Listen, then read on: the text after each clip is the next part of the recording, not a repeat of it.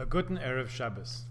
We have a phrase that we like to say, and rightfully so, because it's a good sentiment. We don't always follow through as we should, but it's still a worthwhile idea. We say, let's give credit where credit is due.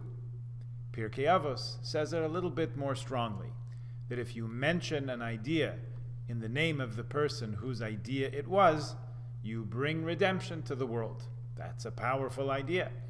And it's corollary that if you mention a thought and you do not give credit where it's due, then we're holding back redemption from the world. Maybe.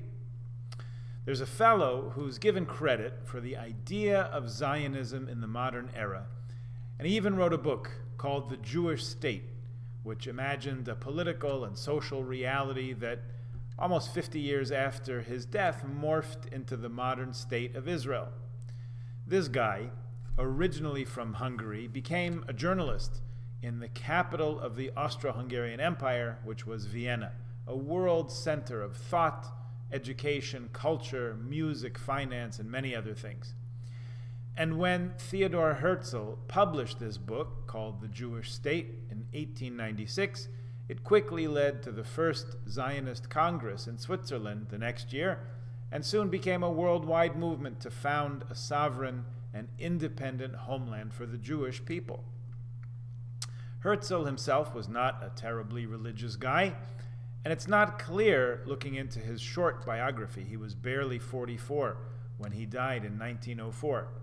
Not clear how familiar he was with the religious theology of a return to the Jewish homeland of Israel, particularly Zion, Jerusalem, which itself is mentioned almost 700 times in Tanakh alone, and throughout the Talmud and Midrashic literature, which always and faithfully looked forward to a return to our home and native land. Nevertheless, giving credit where credit is due, we do have to acknowledge the contribution of this visionary, this PR guy, who packaged and promoted the idea that we say in our Amidah prayers when we're talking to God 3 or 4 times or 5 times a day. V'sechazena einenu b'shuvacha l'tzion berachmim. May our eyes behold your return to Zion in mercy. He took it, articulated it, promoted it, and gave it a certain appeal even to those who were not necessarily davening 3 times a day by that point in history, and set the wheels in motion to put it on the world political agenda, and for that we appreciate him. Herzl's most famous quote, and the quote for which he's remembered and given credit, often cited as the father of modern Zionism, is, "If you will it, it is no dream." Herzl, of course, did not speak English, so there's no way he ever said, "If you will it, it is no dream." He also didn't speak Hebrew, so he never said, "Im tirtzu einzo agada." That was Nachum Sokolov, who translated Herzl's novel Alt Neu Land, The Old New Land, into Hebrew in 1903.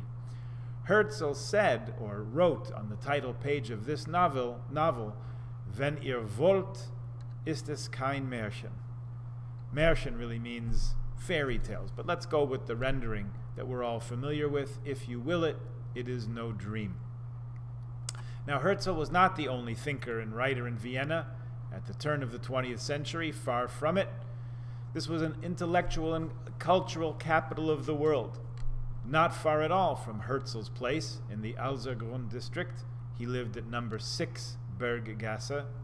If you walked 6 houses up and across the street, you came to number 19 Berggasse, which was the home of Dr. Sigmund Freud, the father of the analytic school of psychiatry. Now, this is a very long setup to a not-so-great joke, but it's relevant to what we're talking about. It's not clear that these 2 neighbors, Herzl and Freud, ever met, certainly not in a patient-therapist setting. So, Elie Wiesel, my dear teacher, tried this joke several times in class, and the students never really warmed to it. He said, "Can you imagine if they would have met? Theodor Herzl would have said, 'Dr. Freud, I have this dream.' And Freud would have said, 'Step into my office.' And that would have been the end of modern Zionism right there." So on the idea of credit where credit is due, it should be abundantly clear that Herzl was not the originator of the idea of a Jewish return to Zion, even though he did promote it to a global audience in such a way that you can draw a direct line from his work to the contemporary miracle of the modern state of Israel. He had such faith in the dream, the vision, that he gave instructions before he died of heart failure that he should be buried in Vienna, but only temporarily, until, as he said, the Jewish people take my remains to Israel. That happened 45 years later, in 1949, and Herzl's resting place today is on the quite appropriately named Mount Herzl, Har Herzl, along with many Israeli soldiers and most of the prime ministers and presidents of the state. Just as Herzl was not the first one to think of the Jews going to Israel, in fact, it was God, Freud was not the first one to argue that there is value and meaning in interpreting dreams. His 1900 book, Die Traumdeutung, really the interpretation of dreams, but we render it in English as On the Interpretation of Dreams, spawned an industry of analysts, therapists, counselors, psychologists, and psychiatrists, which today is probably one of the most important and least well-supported parts of the healthcare sector. But Freud was not the first one to talk about the interpretation of dreams.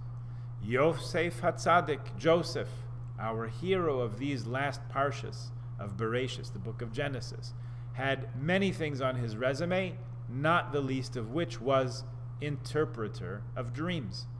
Like any good practitioner, he started with himself. Remember the beginning of last week's parsha. As a teenager, Yosef had these dreams. He dreamed that he and his brothers were cutting wheat in the field and tying it into sheaves, and the sheaves of his brothers all bowed down to his sheaf.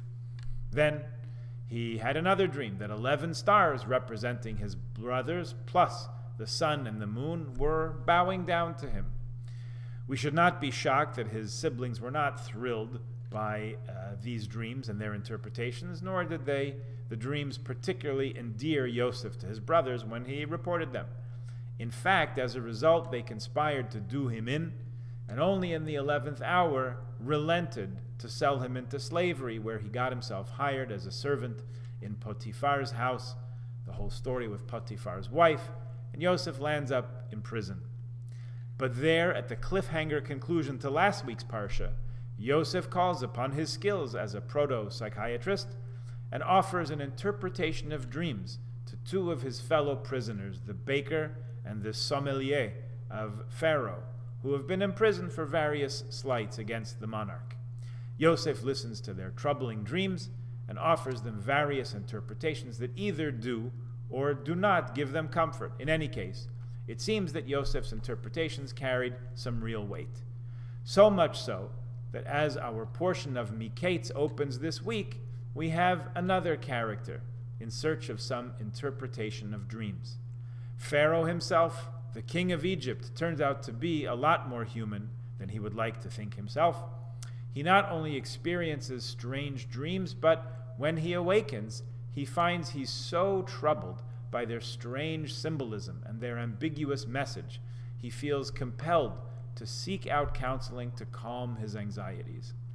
Pharaoh seeks the help of his court magicians, which suggests that even as king of Egypt, which was a world superpower at the time, Pharaoh must not have had very good health insurance, because dream interpretation was only covered if you went to a magician. See, then, like now, it's hard to find a good therapist that you trust. The commentaries are silent as to what Pharaoh's copay might have been. So, as all these would-be helpers propose their interpretations of Pharaoh's dreams, bluffing as they go along, probably just like they did in graduate school, all of a sudden the wine steward pipes up to try to help Pharaoh. He says, "I got a guy. There's this Hebrew fellow in prison. He knows how to interpret dreams. I can tell you, he's pretty good." Pharaoh has Yosef summoned from prison. They clean him up, and he comes to the royal court to interpret Pharaoh's dreams. The dreams were about 7 fat cows popping up out of the Nile River and being devoured by 7 skinny cows. And then there was another dream about 7 zaftige ears of grain being swallowed up by 7 skinny ones. Pharaoh's magicians had all kinds of cockamamie interpretations, but Yosef interpreted them correctly because, as Pharaoh astutely noted, Yosef explained, they were all one. There was this one big anxiety stewing in Pharaoh's mind that was expressed in different metaphors. Yosef explained that there would be 7 years of plenty, followed by 7 years of famine, hunger, difficulty, and it was necessary to plan for the future. So not only he diagnosed the meaning of the dreams, but even more helpful and valuable, Yosef proposed a way not only to explain the anxiety, but to deal with it wisely and planfully. In this, we might say, he became the first solution-focused therapist. The Baalei Tosafos and Panei Acharaza read the story very carefully and notice that Pharaoh changed the story a little bit to test Yosef's ability. Was he really listening carefully and following along? He was listening so carefully, Yosef, that he picked up on the changes which also impressed Pharaoh. The Meshech Chachma wants to say that Yosef figured out the solution because in both dreams the fat ones stood next to the lean ones, bringing the problem and the solution together. In any case, Pharaoh recognized not only the insight of Yosef, which, by the way, Yosef attributed only to God sharing divine insight with him. Pharaoh also recognized the utility of Yosef's insight and skill and promptly appointed him the Minister of the Interior, Secretary of State, with powers over all the land except for Pharaoh himself, to prepare the land and the people by banking enough resources and provisions in the years of surplus to survive and endure the years of austerity. Although Yosef himself was neither native nor highborn, in the view of the Egyptians anyway, his insight and skills were recognized and celebrated for their utility and even their life-saving power for the Egyptian nation. Of course, there's a spiritual dimension for us to understand in all this, that there are times of abundant spiritual plenty and spiritual awareness, and then there are times that are less so. They are lean or even emaciated times of faith and trust. Following Yosef's advice to Pharaoh, if we stock up and make sure that our spiritual and emotional storehouses, our resources, are full and well supplied in times of plenty, by putting aside something, whatever that looks like, we will ensure that we don't starve in terms of kedusha, holiness, soul sustenance, when things are rotten. These are times that can feel like lean years, emotionally, spiritually, where we're hungry and thirsty and we don't know how things will turn out. Hopefully, we've put aside some spiritual sustenance with the wisdom of Yosef to get us through and to nourish us in these hard times. We also know that better days are ahead, and as Rabbi Sachs always kept prodding us to believe and have faith, that certainly we could have a part in making things better. May the lights of freedom and dedication and holiness and purposefulness that have illuminated these last 8 days of Hanukkah continue to shine in the future and illuminate our path forward through the darkness towards the light. Shabbat Shalom.